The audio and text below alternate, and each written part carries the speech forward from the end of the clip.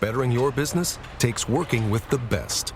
With the James Hardie Alliance, you gain access to leads, training, networking, and support from the #1 brand of siding in North America. Achieve new levels of success by joining the James Hardie Alliance today.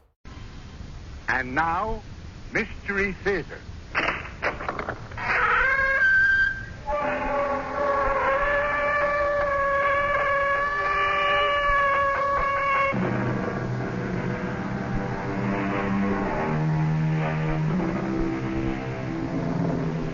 Come in.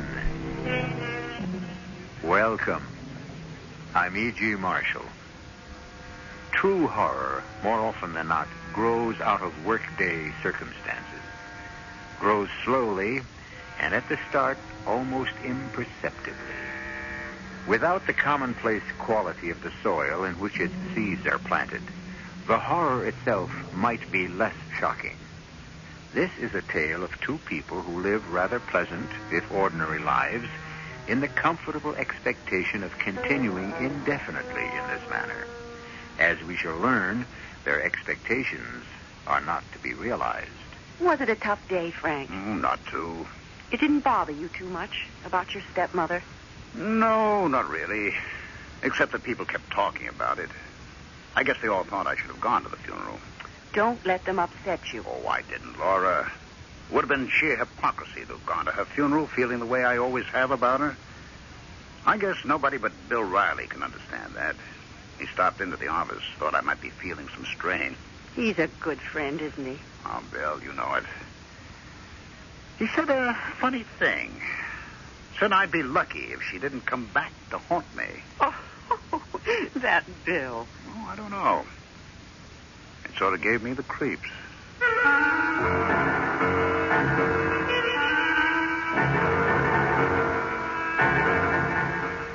Our mystery drama, The Intermediary, was written especially for the Mystery Theater by Fielden Farrington and stars Francis Sternhagen.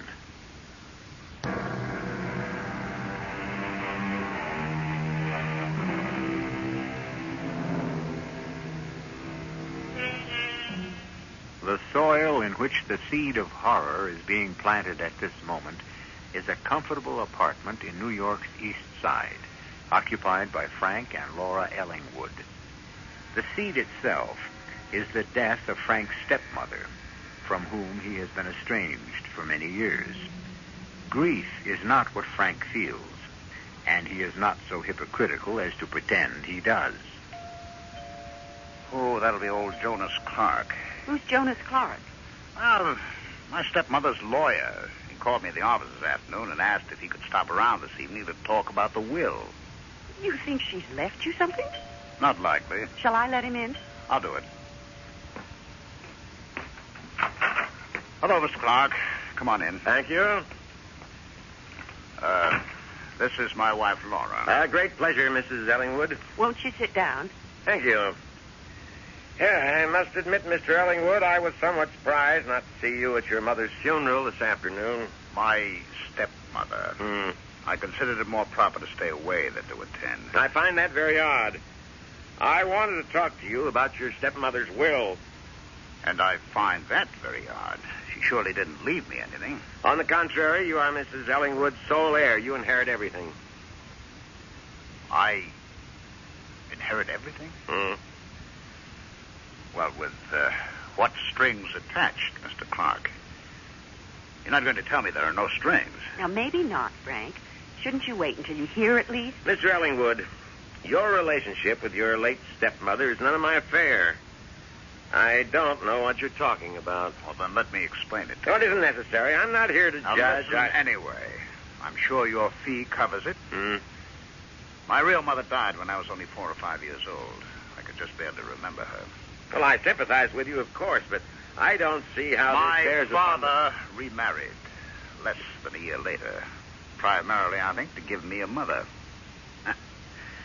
Yes, he gave me one, all right. Frank, I don't think you ought to go all through that again. You'll only upset yourself. And after a couple of years, my father was killed in an auto accident. She was driving. Mr. Ellingwood, if you're trying to blame your late stepmother for your father's demise... Blame? I wonder what made you think of Frank, that. Frank, please. So, She raised me. You know all about that, Mr. Clark. You were her lawyer after my father's death. She looked after you very well, as I remember. She was devoted to you. She owned me. You have any idea what it's like to be owned, Mr. Clark? Frank, let's just let Mr. Clark tell us about the will. It's a terrible thing, being owned. I was one of the possessions that she had inherited from my father. Mr. Ellingwood, even if what you say is true, I can't... It's true. Well, even so, your stepmother has passed on now, and you've inherited her entire fortune. Which she inherited from my father. Okay, I want to hear about the strings she's attached. It's straightforward enough. Your stepmother's holdings have been placed in trust for you. In trust? You will not have access to the principal, only to the income which accrues from it. And what kind of strings are attached to the income?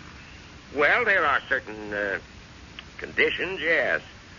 You must live in and maintain in good condition the house and grounds situated on Woodbury Road in Glennington, Long Island. Oh, Lord. Oh, well, now that's not so bad, is it, Frank? I mean, I've only seen it just driving past, of course, but it's a beautiful old place. I hate that house. I'd rather go to prison. I'd be happier. Bill Riley was right. One way or another, she'll never give up. The condition doesn't seem burdensome to me. You don't have to live there. Is there anything else? Well, yes. As a matter of fact, the other condition is that Mr. Ellingwood's present marriage continue unbroken. What? There is to be no interruption of your present marital status. Now, that's a little peculiar. I never met Frank's stepmother. She never even saw me, not to my knowledge. Well, she must have known something about you. I assure you, she never would have made such a condition frivolously.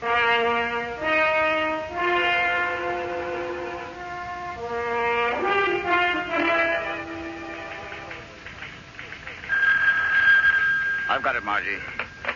Ellingwood. Hi, Frank. Bill Riley here. I understand you're a multi-millionaire all of a sudden. Divided at least by multi. You heard about the will. Yes. Do we need to talk? I was going to call you. Can you make lunch? I've got a meeting a little later on, but I can manage an early lunch. How about, say, half an hour? Good. Colucci's? Fine with me. See you there. Bill, what I can't accept is the condition that I must live in that miserable old house out in Glennington. I mean, she had no right. No, actually, she had. I don't say it's fair. I'm only saying that she had the legal right. Well, then the devil with it. I'm all right without her lousy money, and I won't live in a creepy old house. Yeah, that's a lot of money to throw away. Yes, I know. How does Laura feel about it? Well, she didn't grow up in that terrible place. She wanted me to take the day off and go out there with her today. She thinks I'm overreacting. I expect she's right. Did what I said yesterday have anything to do with your attitude? About my stepmother coming back to haunt me? Oh, no. I'm just thinking about living in that house again. I don't think I can do it. I remember when you lived there with your stepmother. I know what you're talking about. Well, you're the only one that does. Listen, you're my lawyer. Can we break that will? I mean, can we knock off those conditions? The money was my father's, and, well, to me, it doesn't seem right. Right and wrong don't always turn out to be the deciding factors, unfortunately. I'd have to see a copy of the will before I could say anything definite. All right, I'll get one for you. Maybe you should go out and have a look at the place, Frank. It might not look so bad with her gone. To tell you the truth, she doesn't seem all that gone to me. Maybe there was something in what you said, Bill. Maybe one way or another, she has come back to haunt me.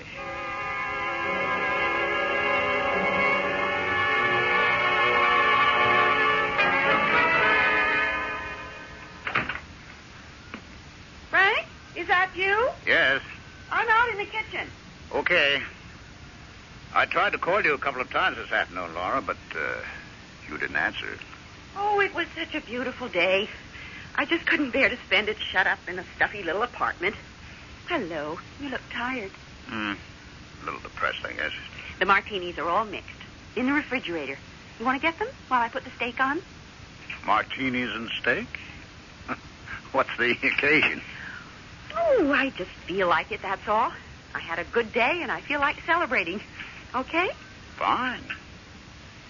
What made your day so good? What'd you do? I went out to the house, Frank. Out to Glennington? It's so beautiful, Frank. I had to see it. Oh, Frank, it's like a dream come true. Just take the silver. Did you know there's a fortune in silver alone out there? Full service for at least 50? I didn't count. All sterling, too. Why did you go out there, Laura? Well, I asked you to take me, and you wouldn't. I just felt... Well, I know it sounds crazy. I felt drawn or something. I have such a feeling about that house, Frank. So do I. You know, there's a nursery at the back of the hall on the second floor. Did you know? Oh, yes, of course you know about the nursery. Yes, I used to be sent up there without my supper. I was 10 years old before she'd let me move out of there into a real bedroom. We'll need a nursery someday, Frank. I mean, sooner or later we're going to... When we need a nursery, we'll get one. I wouldn't make a dog sleep in that room, never mind a child of my own. Now, that's silly. How can you be so unreasonable? There's a perfectly lovely old house just sitting out there, and you... Well, I'm not even going to talk about the money we'll be losing if you refuse to live there. Just the house. The house alone. I mean, really, Frank, it's sick to turn it down. Just plain sick. Well, then I'm sick. And it's an incurable sickness, Laurie. You might as well face it. I cannot live in that awful house. Call it sick, call it unreasonable, call it anything you like, but recognize it as a fact. I cannot live in that house. Will you check the steak, Frank? I've lost my appetite. Oh, nonsense. There are 5 acres, 5 whole acres for kids to play in, trees to climb, and we could get a dog, and do you know there's even a kind of toy barn out there where we could keep a pony? And you'd better forget it, Laura. What am I supposed to tell the children when we have them? We're poor people because Daddy was afraid to live in the nice house his stepmother wanted to give him. We can't afford this and we can't afford that because your daddy was... We're not poor people. I'm a good engineer and I've got a good job. We're not going to be poor people. That's true. We're never going to be poor because we're going to move into that lovely house in Glennington, and we're going to have so much money from that trust fund that it won't matter whether you're an engineer or what you are. I'll be damned. Why will you be damned? You want to know something really weird? You sound exactly like my stepmother.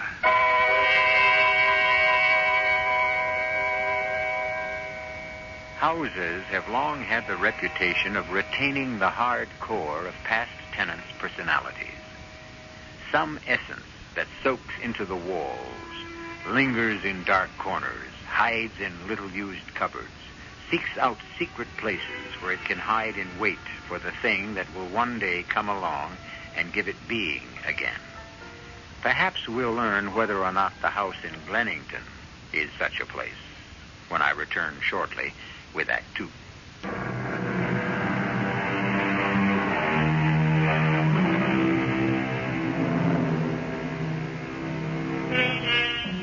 A man doesn't lightly say no to a large inheritance.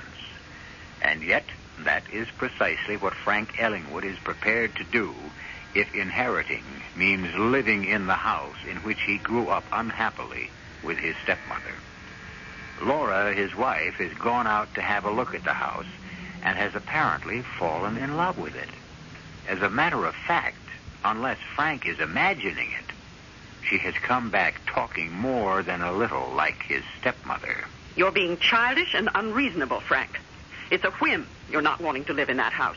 And I have no intention of letting you give up so much just because of a childish whim. No intention of letting me? I'm moving out there, Frank. Next week. I hope you'll come with me, but I'm moving in any case.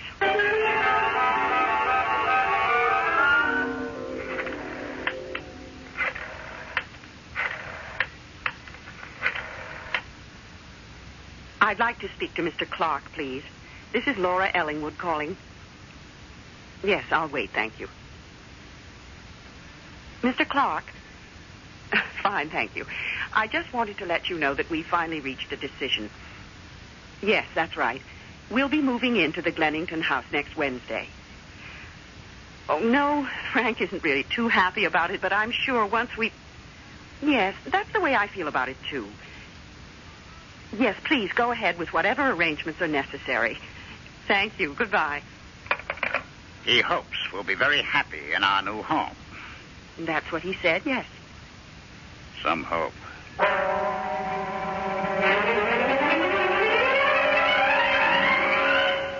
Huh. You know, the place actually smells of my stepmother.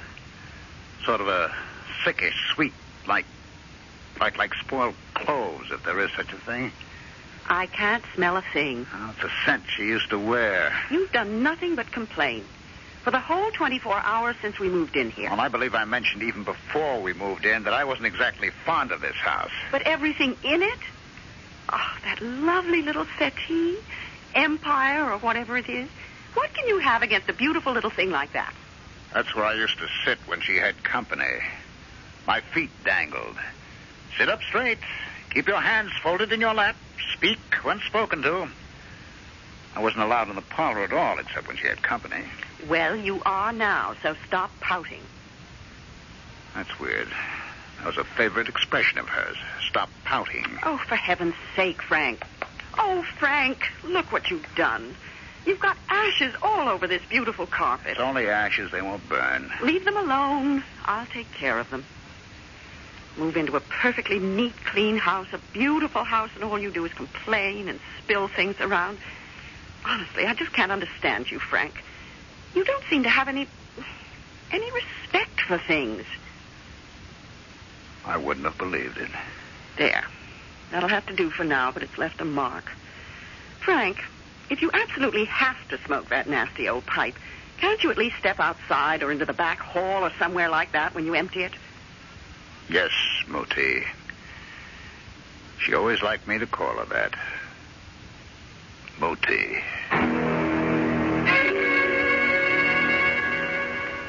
All right, Clark, I know I didn't have any appointment, and I'm sorry to come barging in if you want an apology, but I want to talk to you. Well, it's not very orderly. I like to keep to my schedule. However, as long as you're here, why... I'm going to get rid of the furniture in that miserable house, every stick of it. Well... I'm going to redecorate. I'm going to change the color. You can't do that, Mr. Who says I can? The will is quite specific. There is to be no change. The late Mrs. Ellingwood was very firm about that.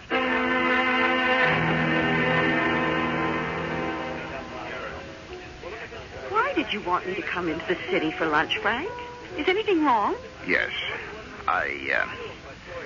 Well, to tell you the truth, I wanted to get you out of that house. I don't like what it's doing to you. I wanted to get you out of it so we could talk. We could have talked at home. You don't see it, do you? Actually, I'm surprised that you showed up even after you'd promised. Well, I almost didn't. Strange. It was such a wrench. Just closing the front door and walking away. Laura, don't go back. What do you mean? Just don't go back. Stay in the city and go shopping or something this afternoon. I'll call Bill Riley, and maybe he and Carol will be free this evening for some bridge or something like that. We could spend the night with them, maybe, and then tomorrow... Frank. I'll take tomorrow off, and we'll go apartment hunting. Maybe our old apartment hasn't been ready yet. Frank, stop it. I wouldn't have come all the way into the city if I'd known you were just going to start this again. Oh, can't you feel the difference being out of that place? You said yourself it made a nice change. Can't you feel the difference in yourself? If there's a difference in me, I'm sorry, Frank, but you've put it there. You can't know what it's like, hating everything the way you do. I know exactly what it's like. Believe me, I know. Well, then... You want some more coffee? No, nothing more. Thanks. I guess I'll be getting back. Laura, won't you try it my way? Won't you just give it a chance, at least for tonight? We can't, Frank. The will doesn't say anything about taking a night off, does it? What good would it do? It won't work, Frank. We're going to live in that house, and you've got to learn to like it. Well, I've gone over the will with a fine-tooth comb, Frank, and I can't find a hole. I know what it's putting you through, and I sympathize. But as a lawyer, I can't suggest a way out. It isn't just what I'm going through, Bill. There's Laura, too. What that rotten house is doing to her scares me. No kidding, I'm scared. I thought she liked the place. Well, she thinks she likes it. Bill, you remember what you said the day of my stepmother's funeral? That she might come back to haunt you is a stupid thing to say. Well, do you think it's possible for a house, the house itself, somehow to soak up the whatever is left of a person after a person dies? Oh, I don't know, Frank. There are tales, you know. A lot of people will tell you that a lived-in house comes to have a personality of its own. I don't mean a personality of its own. I mean the personality of the people or person who lived in it. Well, there are such stories, but I don't know of an authenticated case. Maybe you ought to come out to Glennington some evening.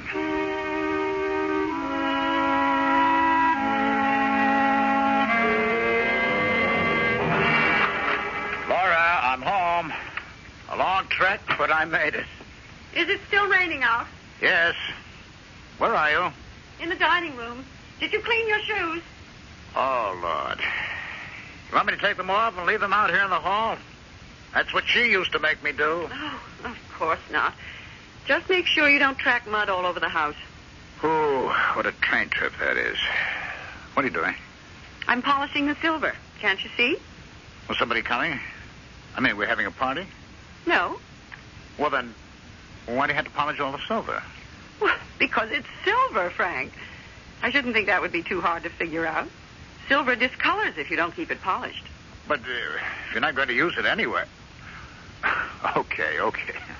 What's for dinner? I haven't had time to give it any thought. You're kidding. Oh, no. Taking care of a house this size is not quite the same thing as taking care of a 3-room apartment. So let's move back into a 3-room apartment. Oh, don't be silly. If you're so hungry, go fix yourself a hamburger or something. Well, how long is it going to take you to finish the silver? I don't know. 10 minutes, 15, how can I tell? Okay, you finish the silver and we'll go out to dinner. No, I don't want to go out, Frank. Oh, good heavens, go pour yourself a drink or something. I'll fix dinner as soon as I've finished here. You were never one of those dinner the minute you hit the front door men before? Well, not when we lived 10 minutes from my office, no. You realize how much time I spend every day on that train? I'm sorry if you don't enjoy commuting, but thousands of men do it every day and have for years, and I'm sure they don't make all this kind of fuss when they get home, or the divorce rate would be 10 times what it is. Well, that's a new word. I don't remember that word cropping up in any of our conversations before. What word? Divorce. Oh, Frank, try not to be stupid. And anyway, it's against the terms of the will.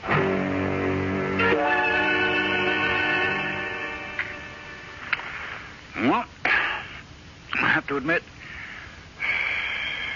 it was a good dinner when we finally got round to it. Frank, wouldn't it be just as easy to hold the pipe over the end table or the coffee table while you smoke it? I'm afraid you'll burn the couch. Would you like me to go outside to smoke it? I'm sure that's what my stepmother would have wanted. Now, that's not necessary. Just be careful, that's all I mean. Thank you very much. You don't have to be sarcastic. Laura, would you put that knitting or whatever it is, would you put it down for a minute? I want to talk to you. I can crochet and talk at the same time. Crochet? That wouldn't be an antimacassar you're working on, would it? As a matter of fact, yes, it is. She was forever making antimacassars. Well, they protect the chairs and the couches. Put it down. I told Will you put the damn thing down? All right. There's no reason to shout. I'm sorry, Laura. Laura, let's get out of this place. Now, Frank, if you just want to start that again... No. I just mean go out for a while. Take a drive or a walk. Go somewhere to dance if you want to. Just get out. Get some fresh air. It amounts to the same thing. You've got an obsession about this house. I'm doing the best I can. I just want to get away from that clove smell or whatever it is. I can't breathe in here. I want to get out for a little while. You want. Lately, it's whatever you want. You never think about me. You never think about our children. Laura, We don't have any children. The children we will have. You don't think about them or me or the future or anything but yourself lately. You think if you keep nagging at me long enough, I'll give in. Nag? I nag at you? If you're trying to say that I'm the one... Now, come on, Laura. We're going out. You may, if you choose. I'm staying right here. Oh, no, you're not. What do you propose to do? Drag me out of the house by force? I will if I have to, Laura. This place, it's unhealthy. Frank, have you lost your You mind? must be blind if you can't see it. You're a different person. I don't know you. I will not spend the evening or allow you to spend it sitting in this living room soaking up the evil it's filled with. I'm not budging. Will you get out of that chair and do as I say? Frank, take your hands off me. I'll take my hands off you as soon as I get you outside where you can come to your senses. Frank, now, come on. You're hurting my arm. Will you come with me? Stop it! You're hurting me. You're getting out of here. I will not. You will. All right. I'm sorry, Laura. I can't tell you. I had to do it. Oh, darling, I'm so sorry. Just let me... Let's get into the car and drive, Laura. Just drive. And open all the windows. Let the air blow away the... whatever it is this house is drowning us in.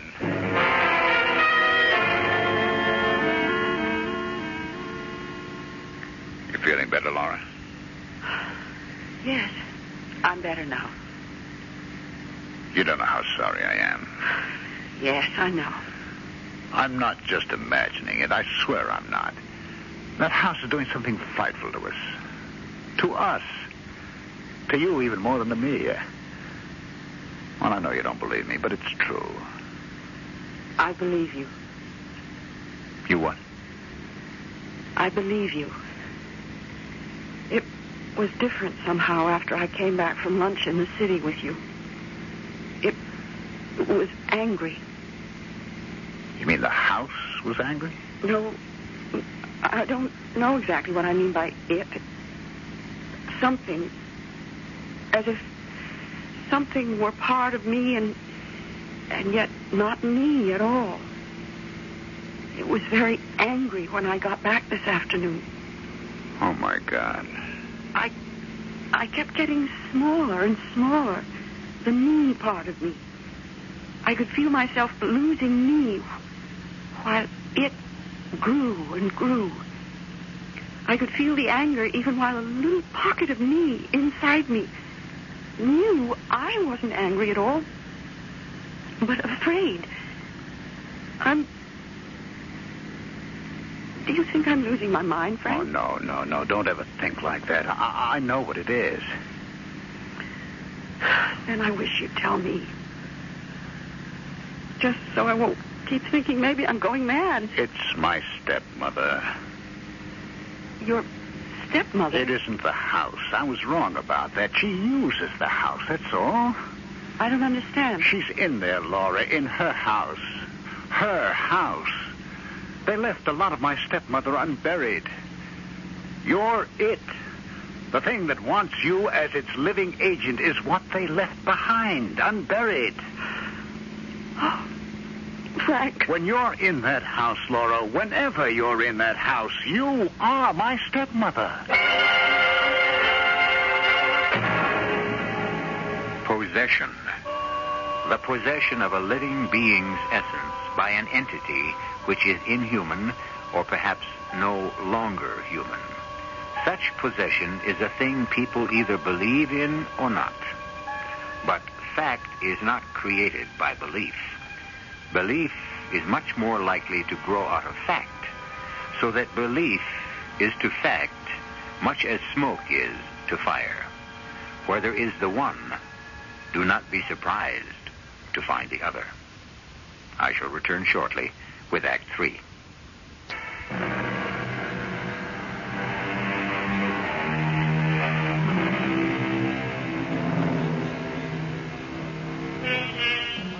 In an old house out on Long Island, a strange thing is happening. Frank Ellingwood's stepmother is dead. She was properly buried some time ago. But, as Frank himself has put it, something of her appears to have been left unburied. And that something has chosen to make its presence felt in an extremely unpleasant way. It has entered the mind of Laura Ellingwood and taken charge. Where are we going, Frank? Into the city. Why? Where else is there to go? You said they don't want to go back to Glennington, spend another night in that nightmarish house? No, I suppose not. But I don't think she could do it to me again. What? Your stepmother. If that's what's really happening to me, I don't think she could get control of me again. Forget it, Laura. If she tried it again, I could keep her out. I'm sure I could. I don't ever again want to see you looking the way you looked tonight before I got you out of there. I don't ever want to hear you talk like that again. You don't know what she did to your voice. I won't ever let you go back to that place. I'll do whatever I have to stop you. All right. I will take a room in, I don't know, whatever hotel has a room available. We'll get a good night's sleep. We have one coming. And tomorrow, we'll find a place to live. It's settled. That's what we'll do. All right, Frank.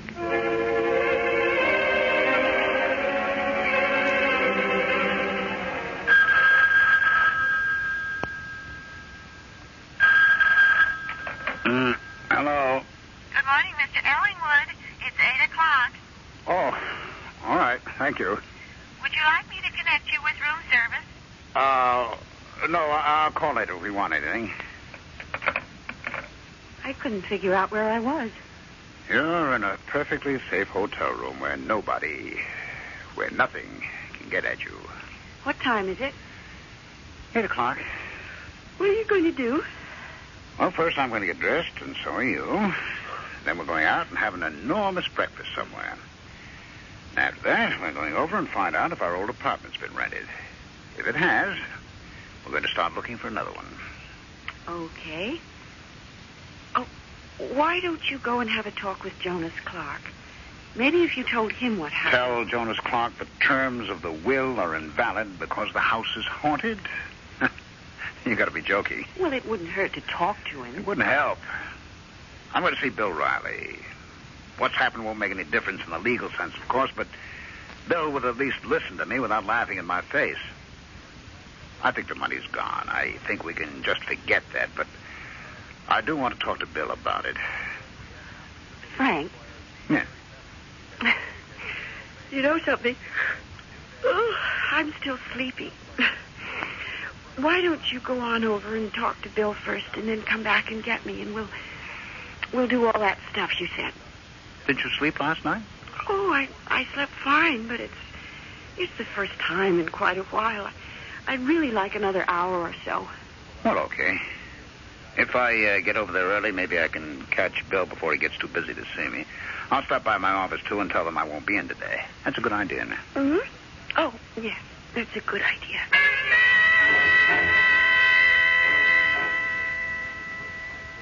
This is Mrs. Ellingwood in 1208. I wonder if you'd take a message for my husband. I don't know exactly how long he'll be out, but when he comes back or if he calls in, I'd like you to tell him that I've gone back to the island. Tell him I'll see him at home later in the day, whenever he can make it. Please see that he gets the message. It's important. Oh, and tell him I'm taking the car. He can come out by train.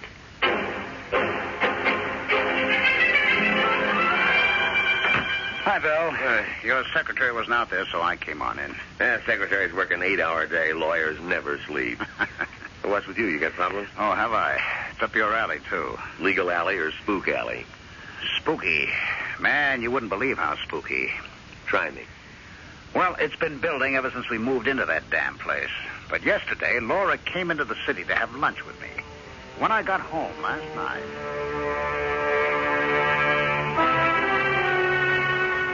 Laura's obviously being used as an intermediary to get at you.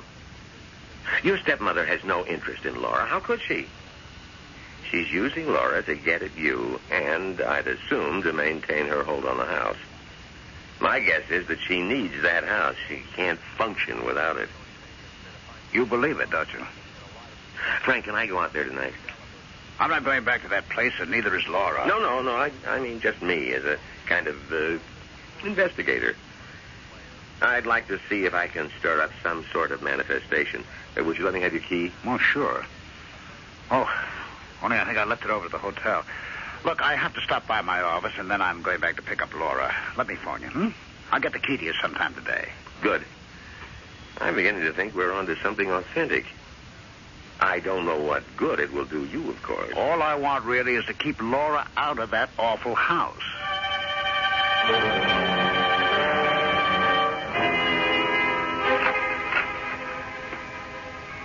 Mrs. Ellingwood?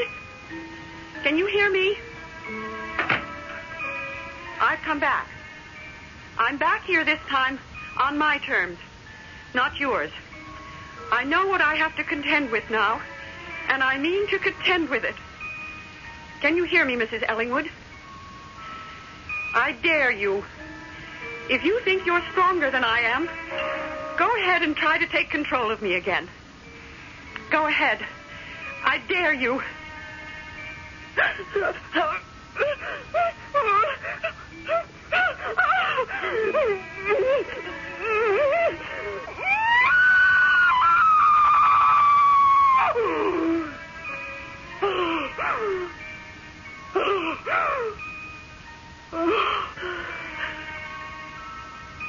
You little fool.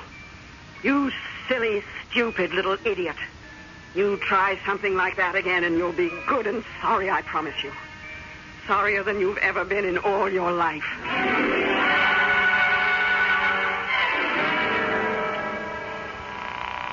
Answer, will you? Oh, will you answer the phone? Yes? Who is it? Laura? Where are you? At the hotel. The clerk said you... Never mind what the clerk said. I want you out here. Now. Do you understand? Laura, why did you... Now. Do you hear me? Now. Riley speaking. Bill, this is Frank. Something's happened. Are you free right now? Well, Laura went back to the house. She left the hotel while I was with you, I guess, and she's back out there now. I talked to her on the phone, and... Oh, God, Bill. It was that awful voice. Okay. I'll leave right away. Now, where shall I meet you? Penn Station, I guess. Laura took the car. Well, we'll use my car. Are you at the hotel? Yes, I'm at the hotel. Wait out front. I'll pick you up there. Laura? What are you going to tell her about me? Laura?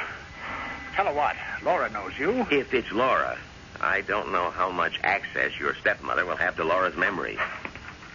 About time, too. Who's that? Oh, Bill Riley. Laura, why didn't you stay at the hotel as we agreed? I wouldn't have left you there if I... Don't be a fool. Come on in. You too, Bill. Clean your shoes before you come in. Laura, you've got to get out of here. Oh, stop pretending, for heaven's sake. We all know I'm not Laura. What can we do, Bill? It's the house. She can't do it, I'm sure, unless Laura's here in the house. We'll have to get her out. Try it. Go ahead, try it. I got you out of this place last night, Laura. I'll do it again the same way if I have to. Not today, you won't. That was Laura last night. Today, it's... You couldn't stand against me as a child, and you can't stand against me now. Laura, we're getting out of here. You're just as stupid as you always were, aren't you? You won't understand a thing that's told you until you get hurt. You lay a finger on me, and I'll claw your eyes out. She probably will, Frank. It's not Laura you're dealing with now. Well, I have to try. Now, Bill, help me, will you? It's no good, Frank. She's too strong. Come on. You Laura. silly little boys. Both of you. Silly little boys. You may go now, Bill Riley. You serve no purpose No, here. say, Bill. It's my house, not hers. Your house. Your house, indeed. It's not only my house, it's me. At that funeral, they buried a body. A body, nothing to do with me. This house is my body now, and it will stand for 100 years, hundreds of years. with you in it, and then your children, and then their children, all doing my bidding. Do you hear? You'll do exactly as I say. All of you, generations of you. Can she, Bill? Can she do a thing like that? I don't know. I'm out of my depth. You'll fill this house with children. I tell you to fill it with children, and you'll do it. And I shall rule. And I'll use this body of your precious Laura's until it grows old and useless.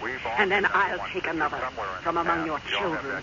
I'll live forever, and I'll rule. Bill, what are you doing? The only thing left to do. I'm setting fire to the curtains and burning this monster right down to the ground. Bill, You want to save Laura? You heard what your stepmother said? That's Help me! body. Both of you! Are you blind? The house is on fire. Laura, we've got to get you out of Help here. me! Why do you just stand there with... I see. All right, we'll all burn. The house, which is me, your precious Laura, you and your friend Bill, who was too stupid to get out when he had the chance. We'll all burn. Get out, Bill. I'm not leaving without Laura. We'll all go. We'll take Laura with us.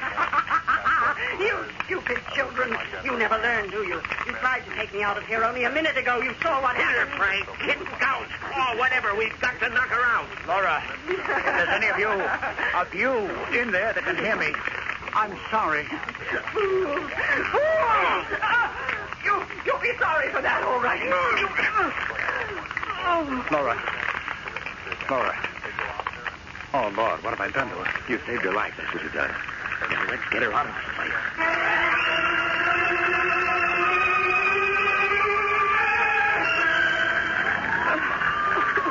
I'm sorry, Laura.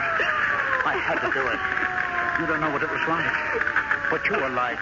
Only it wasn't you. Oh, that beautiful house. That beautiful old house. They'll never be able to save it, will they? No, thank God it's gone. You know, I'm an arsonist. Are you going to turn me in? Oh, don't be silly, Bill. You saved Laura's life. More than a life.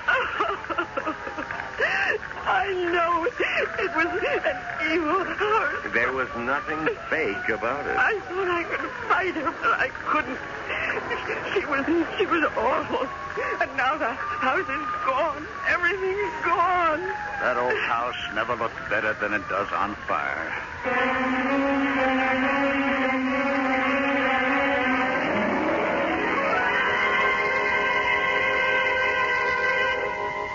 Frank Ellingwood's stepmother, the unburied aspect of her, was either unspeakably evil or intolerably tortured. And who are we to say it was the one rather than the other? I'll be back shortly.